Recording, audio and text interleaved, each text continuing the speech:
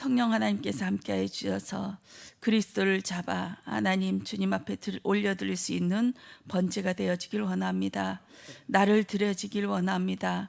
하나님, 세월이 지난 후에도 주름이 잡히지 않고 주님 앞에 온전히 사용되며 주님 앞에 머리 숙일 수 있도록 저희들을 축복하시며 오늘 예배에 승리할 수 있도록 성삼위 하나님께서 역사하여 주실 줄 믿습니다. 입술을 주관하여 주시옵고 그리스도만 말라게 하시며 그리스도를 노래하며 찬양할 수 있도록 이 시간 함께하여 주시옵소서. 감사드리오며 주 예수 그리스도의 이름으로 기도드렸습니다. 아멘. 에녹이 부활절입니다. 오늘 말씀은 솔로몬을 통하여서 세월이 지난 후에 어떤 일이 일어나는지 보고 우리가 기도 제목을 어떻게 잡아야 되는지 한번 같이 은혜 받길 원합니다. 열왕기상 11장 4절 말씀입니다. 합독하시겠습니다.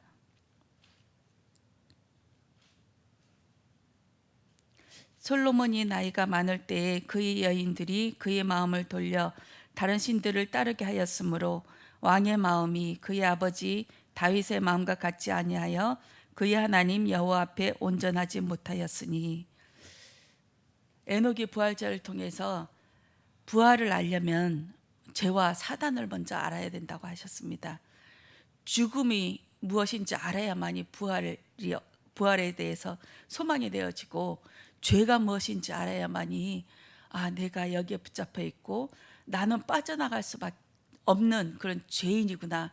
날 때부터 죄인으로 태어났고 죽을 때도 지옥으로 갈 수밖에 없는 그런 죄인이었구나. 이것을 알아야만이 구원을 알 줄 믿습니다. 왜 예수가 필요한지 알아야만이 구원이 실감나고 하나님 앞에 엎드릴 줄 믿습니다. 죄가 무엇인지 알아야. 이번 주 금요일 예배에 에녹이 망대 말씀하시면서 그 우상 숭배하는 거 다 알고 하지만 실제로 우리가 어떤 우상을 섬기고 있는지, 뭐가 죄이고 뭐가 하나님 앞에 온전한 것인지 못 보고 있다. 보지 못하고 있다. 우리 전도하면서도 못 보고 있고 예배 드리면서도 못 보고 있고 내가 하나님 앞에 드려지면서도 이것을 못 보고 있다. 이것이 문제다. 이렇게 말씀하셨습니다. 그리고 에녹이 부활절을 통해서 무엇이 하나님 앞에 하나님의 형상이고 사람의 형상인지 그렇게 말씀하셨습니다. 하나님의 형상은 온전히 창세기 1장에 하나님의 원래대로 원래 창조하시려고 했던 그 계획이 하나님의 형상이었습니다. 그런데 창세기 2장으로 넘어가면서 이제 본래의 하나님의 형상이 아닌 자기 것으로 이렇게 되어져 가고 3장에 그렇게 되어지고 4장에 5장에 또 사람의 형상, 아담의 형상대로 지어지는 그 모습을 보았습니다. 무엇이 하나님의 형상일까요? 나는 절대 할 수 없고 하나님 앞에 하나님 형상으로 갈 수 없는 원래 본질상 진노의 자녀이고 본질상 나는 죄인이고 해도 열심히 갈고 닦고 선을 행하고 돌을 닦아도 거기서 빠져나올 수 없는 본질상 죄인이구나. 이것을 깨닫는 것이 하나님의 형상을 회복하는 것이라고 하셨습니다. 어쩔 수 없어요. 내가 아무리 이쁘게 치장하고 가꾸어도 그 안에는 무덤의 회, 속 안에는 시체가 썩어 들어가고 있는데 바깥에만 그 회칠한 무덤처럼 바깥에만 하얀색으로 곱게 칠해서 겉으로는 멀쩡하게 보이는 것 뿐이지요. 나는 어쩔 수 없습니다. 그리스도의 피 없이는 살아갈 수 없는 존재임을 깨닫는 것이 하나님의 형상이 회복된 것이라고 분명히 알아듣길 원합니다. 내 인생에 있어서 무엇이 하나님의 형상인지, 내가 가고 있는 길에 하나님이 동행해 주시지 않으시면 무드셀라처럼 내가 죽으면 심판이 쏟아질 것이다. 활을 쏘면 그때 전쟁이 시작될 것이다. 하나님의 그 심판이 임하는 그날을 고대하면서 하루하루를 그냥 가시밭길 걸어가는 그 심정으로, 물리를 걸어가는 베드로의 그 심령으로 오늘 하루하루를 살아가길 원합니다. 성도에게 내일은 없습니다. 오늘이 마지막 날입니다. 오늘이 마지막 날처럼 살아갈 때에 하나님께서 그 에녹에게 주셨던 그 심정처럼 하나님의 만민이 심판주로 오실 그분과 함께 재림주로 오실 그 예수님과 함께 만민들이 내려오는 것을 보는 그 심판주로 오시는 그 주님을 보게 될 줄 믿습니다. 이 땅을 초월한 자, 이 땅에 없는 자, 이 땅에 살지만 열심히 땅을 가꾸고 가시밭과 엉겅퀴를 내면서 그 속안에 살지만 이 땅은 저 명예, 돈 다 주지만 이것이 가시덤불과 엉겅퀴구나. 내가 추구할 것은 하늘에서 떨어지는 양식, 이 만나밖에 없구나. 이것을 알고 엎드려지는 우리가 될 줄 믿습니다. 열왕기상을 읽고 있는데 저는 솔로몬의 생애를 보면서 참 대단하고 우리는 솔로몬의 영예처럼 이스라엘 백성들은 다윗 왕도 좋아했지만 솔로몬이 더 좋아했죠. 왜냐하면 그 엄청난 솔로몬 때 가장 화려했거든요. 솔로몬 때는 뭐 잘못된 것이 없었어요. 조그만한 것들이 있었고 전쟁은 물론 있었지만 그 시대의 최고 태평성대를 누린 것이 솔로몬이었습니다. 그렇게 해서 솔로몬 왕처럼 우리 이 땅이 그때처럼 번성하여지기만을 그렇게 기다렸습니다. 솔로몬이 어느 만큼 대단했냐면 그 욥기서를 쓴 사람이 누굴까 항상 고민했었거든요. 이 어마어마한 천하 하늘의 우박 창고 또 이 세상을 지은 그 짐승들까지 낱낱하게 표시하고 기록된 것이 보통 인물이 아니겠구나. 근데 이것이 솔로몬이 지었다고 하시더라고요. 그러면 이 솔로몬이 어마어마한 천나 만물, 이 세상이 지어지기 전부터의 그 모든 것들을 다 본 사람이 아니겠습니까? 보고 누리고 하다가 요 11장 4절에 세월이 지난 후에 그가 늙은 후에 이렇게 되어졌습니다. 저는 솔로몬의 성전부터 보았어요. 솔로몬의 성전이 어떻게 지어졌는지 우리 같이 은혜 받기를 원합니다. 솔로몬이 성전을 지을 때 열왕기상 7장에 보면 6장 38절로 보면 제가 읽어드리겠습니다. 11째 해 불월 곧 8번째 달 그 설계와 식양대로 성전 건축이 다 끝났으니 솔로몬이 7년 동안 성전을 건축하였더라. 이렇게 말씀하고 계십니다. 7년도 보통 기간이 아니죠. 근데 성경은 참 짓궂죠. 하나하나 이게 위인전이 아니라 이 사람들이 속 사정을 끄집어내서 꼭 고발하거든요.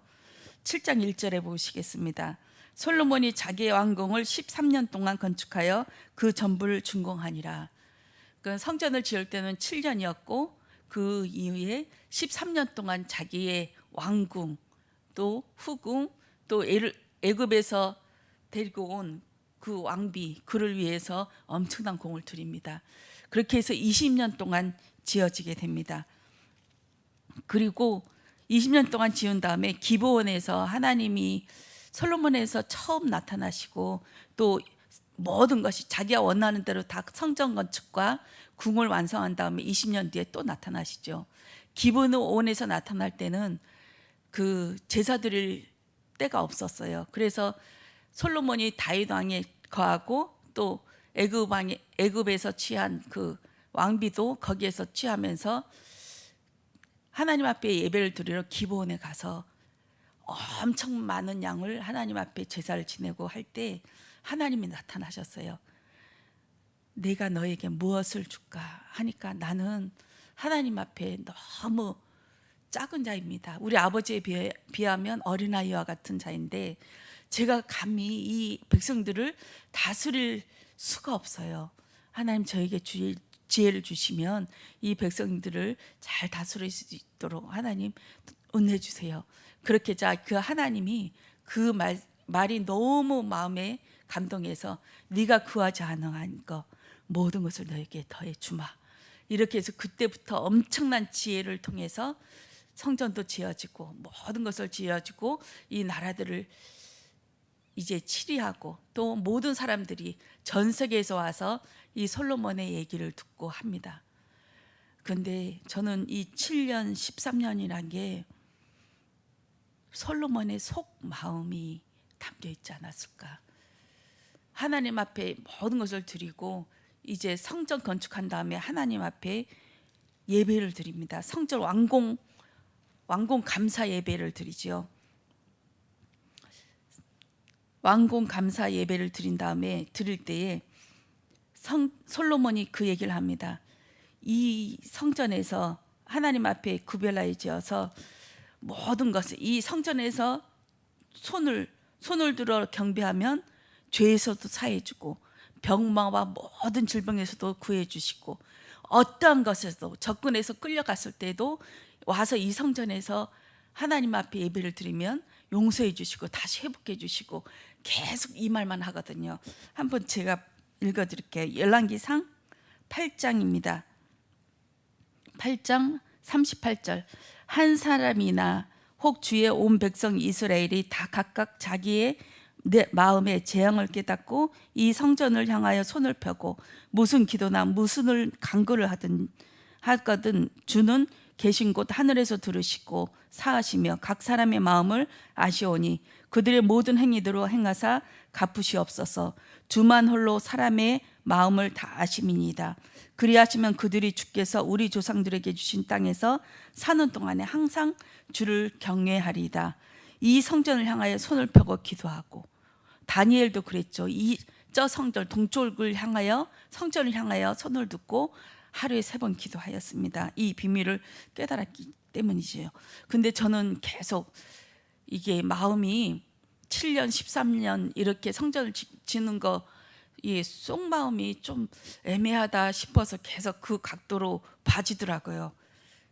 정석은 아닌데 제가 깨달은 은혜입니다.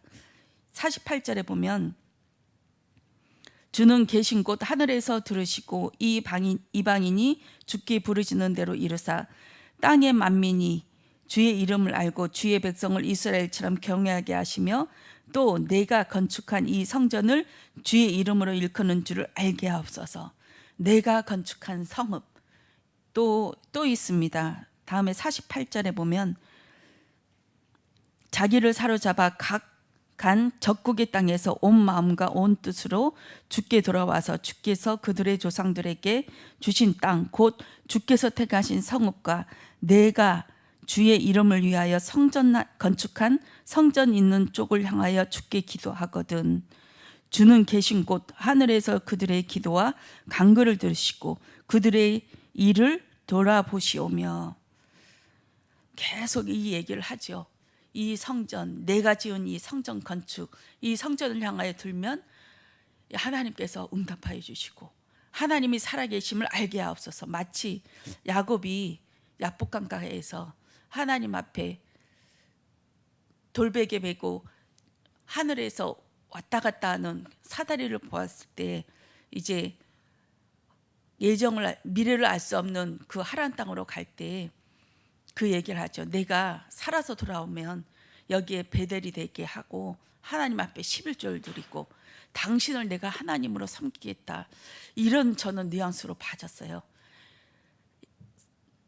이 솔로몬이 이 성전을 지은 다음에 이 성전이 내가 건축한 이 성전이 모든 것이 이 성전은 모든 문제의 해결자 이렇게 저는 들려졌거든요. 이 성전으로 말미암아 모든 것이 회복되어지고 이 성전을 향하여 고개를 들어 예배를 드리면 만사형통 이제 막힘이 없고 막힌 곳에서도 이 성전을 향하여 기도하면 뚫려지고 이런 것을 보았습니다. 그리고 세월이 지난 뒤에 하나님이신 예수님께서 여호와 하나님이 2번 나타나셨어요. 이 왕이 되어질 때 그 모세가 3가지를 명하시더라고요. 신명기서를 보면 신명기서 17장에 보면 왕의 조건이 얘기 나왔습니다. 왕의 규례가 타국이 있는 왕이 되면 안 된다. 절대 이스라엘 백성 중에서 왕이 돼야 된다. 그리고 병마를 많이 들게 하면 안 된다. 왜냐하면 이 왕이 이스라엘에 존재하는 근거가 저 말로 인해서 군마로 인해서 있다고 생각할 수 있으니까 말을 차라리 두지 말아라. 그리고 여자를 많이 두지 말아라. 이 세 가지를 명령하셨거든요. 근데 다윗도 많이 후궁과 첩을 많이 두었죠. 근데 솔로몬은 1000명을 두었어요. 후궁만 700명, 또 300명이 첩이고 1000명을 두었어요. 그리고 세월이 지난 후에, 세월이 지나기도 전에 하나님은 2번 나타나셔서 너 절대 이러지 말아라 2번 경고하셨어요. 그런데 솔로몬이 그 많은 지혜를 가지고 하늘과 땅, 창조, 천지개벽하는 그 모든 지혜를 가지고도 또 미래에 오실, 재림주로 오실 그분을 알고 또 그분을 기록하면서 낱낱이 하나님을 찬양하는 자였는데, 그가 나이가 많음에, 세월이 지난 후에, 주름이 잡힌 후에 이렇게 어마어마한 죄를 짓게 됩니다. 그렇게 해서 솔로몬에게 하나님께서 2번 경고했는데도 그 말이 안 들려요. 들리지가 않아요. 이미 많은 여인들이 있었고 그 병거와 말들을 통해서 많은 부를 축적했어요. 그 당시에는 애굽이 말이 아주 준마로 아주 소문난 말이었거든요. 애굽에서 사와서 다시 다른 나라에 아람하고 다른 나라에 대파는 그 일들까지 했습니다. 너무 똑똑하니까요. 돈도 다 굴려요. 무역에 왕성하고 어떻게 하면 돈 될지도 알고 이렇게 하면서 살아왔습니다. 솔로몬 왕이, 저는 묵상할 때 다윗은 전부를 드렸다. 자기 인생 전체를 드렸다. 자기의 남은 거 하나도 없이 하나님 앞에 드려진 인물이었다. 저는 그렇게 생각되어졌거든요. 근데 솔로몬은 그게 아니지 아니었을까. 7년을 성전을 완성하면서 드리면서, 자, 이것이 하나님이다. 너희를 인도해 주시는 하나님이 이곳에 계신다. 그러면서 이 성전이 중심이 되어서 모든 이스라엘 백성이 초점이 성전을 향하게 가게 하였습니다. 성전 완공한 다음에 하나님 앞에 완공 예배를 드린 다음에 하나님이 신 여호와 하나님 예수님이 나타나셨어요. 나타나면서 야, 어찌하여 이 왕궁, 진짜 이 성전 내가 너무 마음에 들어. 이 높은 이 성전, 금덩이로 치장하고 바깥에는 놋바다, 어마어마한 12소가 있는, 떠받치고 있는 이 놋바다, 진짜 멋있어. 너 정말 수고했네. 이 말씀은 한마디도 없으셨어요. 네가 완공한 이 성전에 내가 영원히 거할 것이다. 네가 내 이름을 위하여 계속 우상 숭배하지 않고 계속 나를 기억하고 나의 귀례와 다윗의 왕처럼 너희 아버지처럼 그래하면 내가 이 성전에 거할게. 영원토록 너 후손이 꺼지지 않고 계속 이어가고 할 것이야. 이렇게 말씀하셨지만 이것이 너희들에게 걸림돌이 될 것이다. 이 말씀을 하시더라고요. 참 아찔하였습니다. 열왕기상 11장 보시겠어요? 11장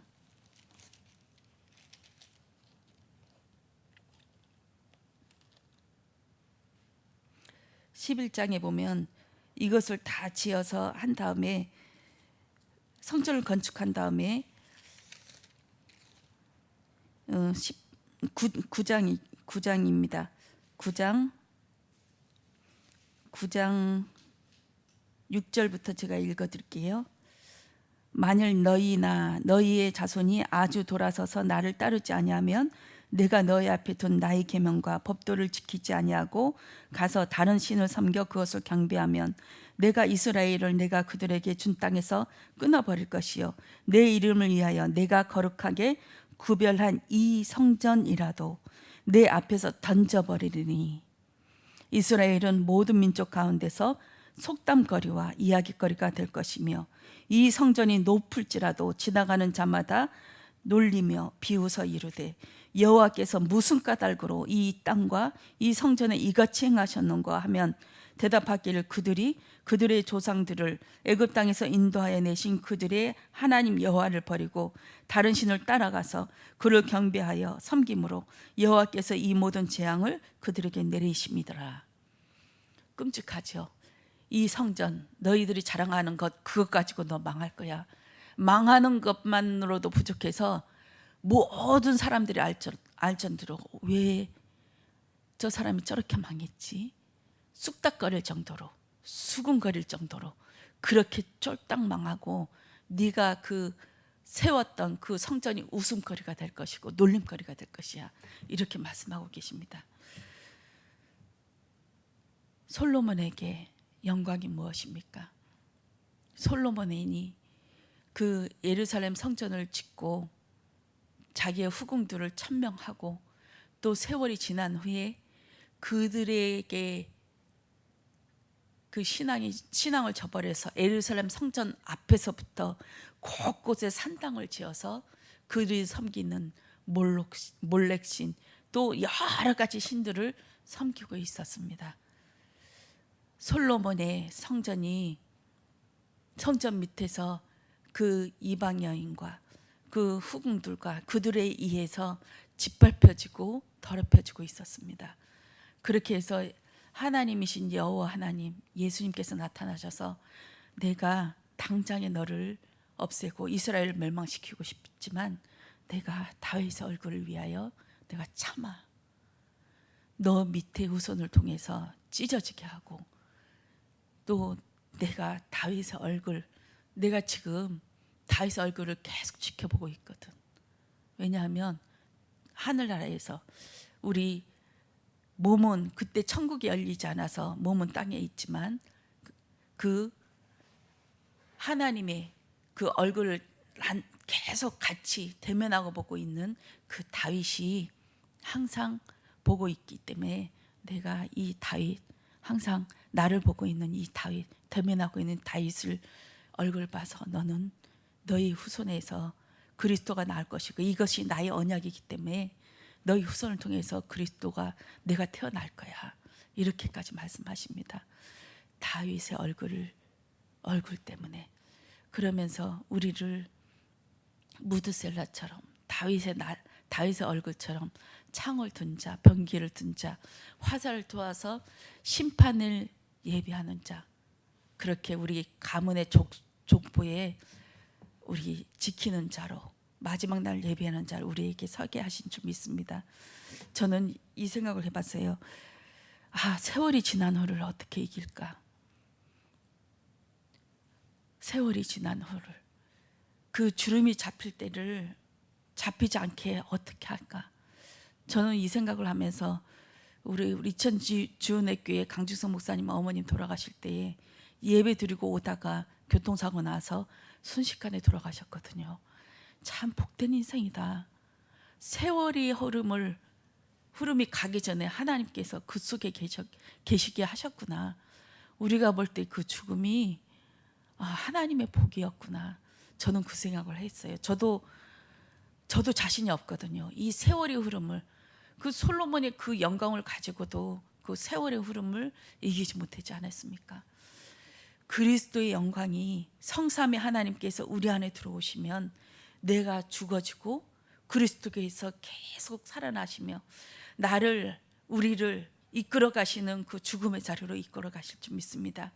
그리할 때 세월의 흐름을 이기고 주름 잡힌 것이 우리가 천국 가는 날까지 쫙 펴질 줄 믿습니다. 저는 새벽에 일어납니다. 그냥 하나님 깨워주세요. 8시에 무조건 잡니다. 늦으면 9시, 10시 예배 드리고 오면 10시에 무조건 자서 3시에 일어나게 하시거든요. 그러면 그때부터 말씀을 읽고 상고하고 편안하게 이때는 에녹이 무드셀라를 낳아서 주님과 동행하면서 포개주는 인생을 살았듯이 그 삶을 살아갑니다. 한 주간도 힘든 일이 한 2번 정도 있었어요. 계속 이게 협박을 해가지고 우리 고기가 다 죽는다는 거예요. 제가 만든 것 때문에. 그렇게 하니까 바로 또 제 방에 와서 엎드려서 주님, 아무리 설사 사실이라고 해도 하나님의 만물을 창조하셨고 이 세상을 창조하셨고 저 세균도 하나님께서 주시기도 하시고 퍼뜨리기도 하시지 않습니까? 하나님 모든 것을 주관하여 주시고 인도하여 주세요. 그래 하면서 제가 기도 하나를 추가했어요. 저에게 아담에게 주셨던 만물을, 생물들을 볼 수 있는 눈을 열어주세요. 아담이 짐승들을 하나하나 지나가게 하여서 그들의 특징을 봐서 이름을 하나하나 지었듯이 아버지, 이 생물들의 특징을 보고 제가 이들을 키울 수 있도록 하나님 지혜 주세요. 그렇게 지혜를 첨가했거든요. 그런데 수조 2개를 키우고 있는데 하나 수조가 좀 약해서 이 알이 좀 약해서 우리 신랑이 많이 걱정을 했거든요. 근데 그 수조에 이상한 일이 벌어졌어요. 로티퍼라는 이제 미생물은 제가 키워서 이 아이들에게, 이 자어들에게 먹이는 거고, 근데 제가 키우지 않는 것들이 엄청 많이 자라고 있어요. 그게 코테포타라고, 원래 이것을 많이 배양할 수 없어서 로티퍼라는 것을 대량 배양해서 이 치어를 먹이거든요. 근데 코테포타가 그 수조에 꽉 찬 거예요. 제가 키우는 로티퍼보다. 이제 아직 이 치어가 잡아먹을 만큼 크지 않은데 조금만 더 크면 이것들을 마음껏 잡아먹게 되어서 먹이를 안 줘도 될 만큼 그렇게 많이 자랐거든요. 이것을 보면서 가나안 땅에 들어갔을 때 여호수아와 가나안 그 7족속과의 싸움이 아니고 그 여호수아의 칼에 죽은 사람보다 하나님이 돌에 쳐서 그 천지 우박에 천둥 맞아서, 번개에 맞아서, 우박에 맞아서 죽는 사람의 숫자가 더 많았거든요. 아, 하나님이 싸움이구나. 하나님이 하나하나 움직여 주시고 인도해 주시는 거구나. 그러면서 편안함이 오더라고요. 내가 이것을 연구하면서 막 현미경을 들여보다 보면서 병이 생겼는지 안 생겼는지 막 들여보지도 않고 편안하게 하나님께서 하시겠구나. 하나님께서 하시는 그 싸움이고 편안하게 누리며 매일매일 엎드리며 에녹처럼 동행하면서 살아가고, 내 결론은 이것이 잘 되고 우리 빚 다 갚고 망하지 않는 것이 나의 결론이 아니라 오늘 하루하루를 마지막 날처럼 에녹처럼 그렇게 살아가는 것인 줄 믿습니다. 오늘 이 예배가 마지막 예배처럼 하나님 앞에 집중하여지길 원합니다. 기도하겠습니다. 주님 사랑합니다. 세월의 흐름을 막을 수 없듯이 아버지, 우리의 힘으로는 도저히 살아갈 수가 없습니다. 성삼위 하나님께서 우리 안에 쳐들어오셔서 나의 모든 것들을 죽여주시며 그리스도로 하나님 충만케 하여 주셔서 아버지 주름을 펴게 하는 인생을 사게 하여 주시옵소서. 오늘을 마지막 날처럼 살아가기를 원합니다. 성삼위 하나님께서 함께 하시는 예배가 되게 하여 주시옵소서. 감사드리며 주 예수 그리스도 이름으로 기도드렸습니다. 아멘.